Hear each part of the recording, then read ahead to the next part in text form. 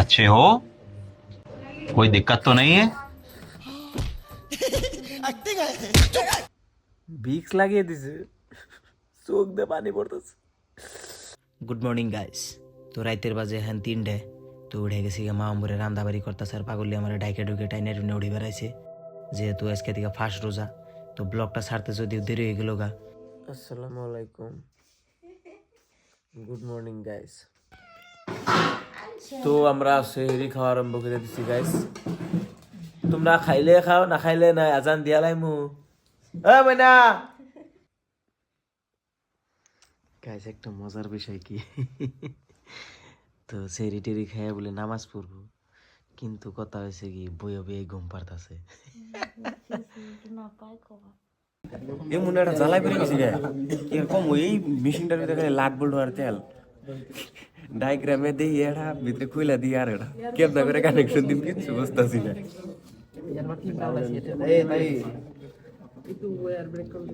Sir খালি ডায়াগ্রামটা দেয় আর নিজেরে নিজেরে বুঝানো বের দেয়। এই দেখুন কন্ডিশন, এই তো ইনপুট হচ্ছে এন্ড সেচ্ছ ওয়েলারের থ্রু হয়ে গেছে।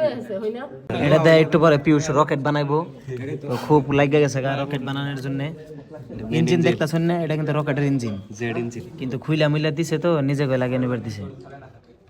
কি জানে রকেটের নাম কি? এই যে লেখা আছে পিউষ রকেট। এই যে লেখা আছে নি কত স্পিডে যাবো ওই নাম দে 440 ভোল্ট স্পিডে যাব, মানে 4000 কিলোমিটার পার হয়। গাইস, আমার কিন্তু একটা বহুত বড় বেনিফিট হয়েছে, এটা কি জানুন?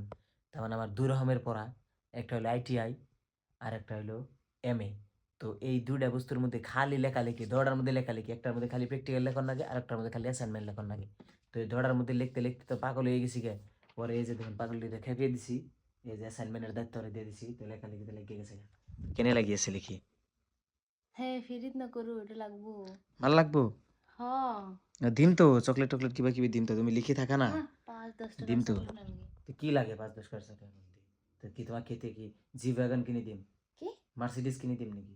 দিয়া মোর তো আপত্তি নাই। দেখছো?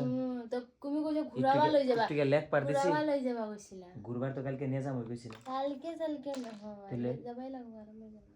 নিয়ে তো যামই, না তো করি নাই। আমি কইছিলাম না একটা সপ্তাহ ওয়েট করো, সানডে ঘুরিবার নিয়ে যাবো জেনে।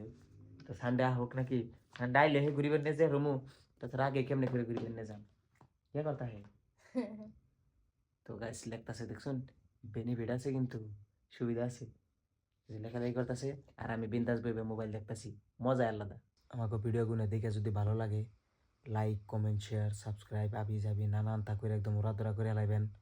যেহেতু আমরা হরামি বাসলামের মধ্যে ভিডিও সিডিও সারি, এডিট মিডিট আবি যাবি করতে ভালোই মোটামুটি কষ্ট হয়।